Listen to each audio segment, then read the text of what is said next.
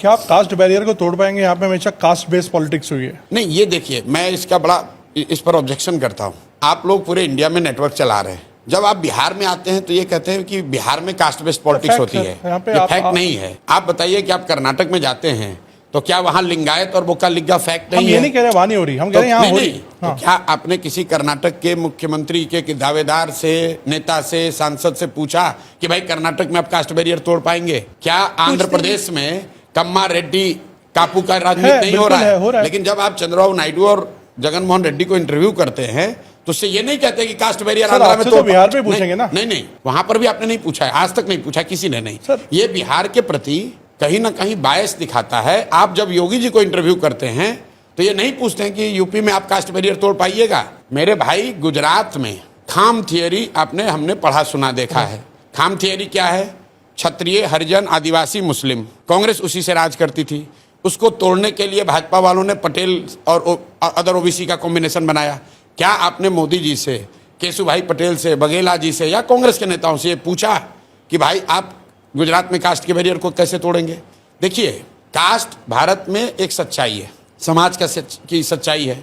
जो भी बात समाज की सच्चाई होगी वो राजनीति में भी आपको दिखेगा। उसका डिग्री अलग अलग हो सकता है, लेकिन अगर समाज में कास्ट है तो राजनीति में भी कास्ट होगा। समाज में भ्रष्टाचार है तो राजनीति में भी भ्रष्टाचार होगा। समाज में अगर हिंदू मुस्लिम की भावना है तो राजनीति में भी दिखेगा। तो ये बात नहीं है कि खाली बिहार में ही ऐसा है। अब मैं आता हूं आपके सवाल पे। बिहार में भाई पिछले 15 साल से भाजपा को बड़ी सफलता मिल रही है लोकसभा के चुनाव में। ज्यादातर लोगों का मानना है कि भाजपा को सफलता नहीं मिल रही, मोदी जी के नाम पर वोट पड़ रहा है। अब एकदम ध्यान से सुनिए, आपने कहा कि बिहार में कास्ट बेस्ड पॉलिटिक्स है, हर आदमी कास्ट पे वोट करता है, और बिहार में आप ये कह रहे हैं कि मोदी जी के नाम पर वोट पड़ रहा है। तो मोदी जी के जाति के बिहार में कितने लोग रहते हैं ये बता दीजिए, और अगर नहीं रहते हैं तो उन लोगों ने मोदी जी को वोट कैसे किया है? अगर हर आदमी जाति पर ही वोट कर रहा है तो बिहार में मोदी जी को वोट किसने किया ये बता दो, क्योंकि मोदी जी की जाति का तो बिहार में कोई नहीं है। इसका मतलब ये है कि लोग जातियों से अलग हटके भी मोदी जी के नाम पर वोट किए हैं, चाहे वो हिंदूवादी होने के नाम पर करे, हिंदू मुस्लिम के लिए करे, राम मंदिर के लिए करे, विकास के लिए करे, वो एक अलग मुद्दा है, राष्ट्रवाद के लिए करें, लेकिन जाति के नाम पर तो नहीं कर रहे हैं। लालू जी को देख लीजिए, लालू जी को आप लोग कहते हैं बिहार में MY समीकरण है, वाई तो उनकी जाति हुई, M मुस्लिम हुए, 18% मुसलमान है। वो लालू जी की जाति का तो नहीं है।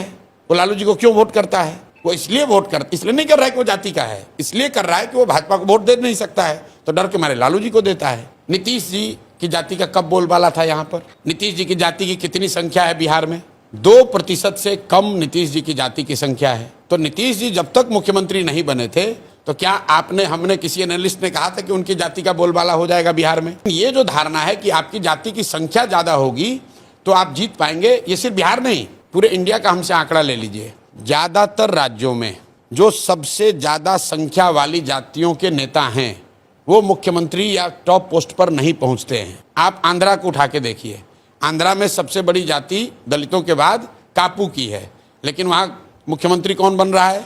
वो कम्मा बनते हैं या रेड्डी बनते हैं। महाराष्ट्र में भी आप देख लीजिए, जिनकी सबसे बड़ी जाति की संख्या वो नहीं बनते हैं। गुजरात, जिसकी जो सबसे बड़ी जाति की संख्या होती है उसका राज्य के टॉप पोस्ट पर पहुंचना, मोदी जी की जाति के कितने लोग गुजरात में हैं? जिसकी संख्या ज्यादा होती है उसको शुरुआती ताकत उसकी ज्यादा दिख सकती है।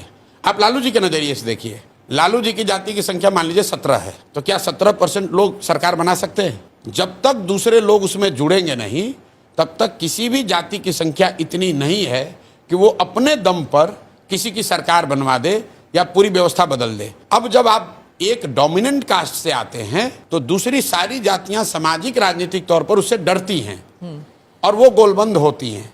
इसलिए आप देखते हैं कि पूरे देश में आप एनालिसिस करवा के देख लीजिएगा, अभी का ही नहीं, पिछले 20 साल का, ज्यादातर मोस्ट डोमिनेंट कास्ट के रिप्रेजेंटेटिव जो होते हैं, लीडर होते हैं, वो समाज में टॉप पोजीशन पे उस राज्य में पहुंचने में उनको दिक्कत है। लालू जी भी नहीं बने हैं, लालू जी भी बिहार उन्होंने एक बार जीता है, ये ध्यान रखिए। आप कहिएगा लालू जी यहाँ यादव सबसे बड़ी समाज उनका संख्या वो बने, नहीं बने। लालू जी यहाँ 1995 में एक ही बार चुनाव जीते अपने दम पर, और वो तब जीते जब वो गरीबों के नेता के तौर पर देखे जाते थे। उसके बाद जब वो पिछड़ों के नेता हुए, तो जब वो गरीबों के नेता थे तो लालू जी की पार्टी 54 में 53 MP जीत कर आई थी, तब बिहार झारखंड साथ में था। तो आप जब लालू जी पिछड़ों के नेता बन गए तो उनकी MP की संख्या घट के 20-25 हो गई। जब वो यादवों के नेता हो गए तो घट के 10-12 आ गए।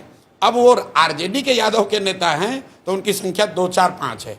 यादवों की संख्या उतनी है जितनी पहले थी। तो जाति एक फैक्टर है, लेकिन जाति एकमात्र फैक्टर नहीं है।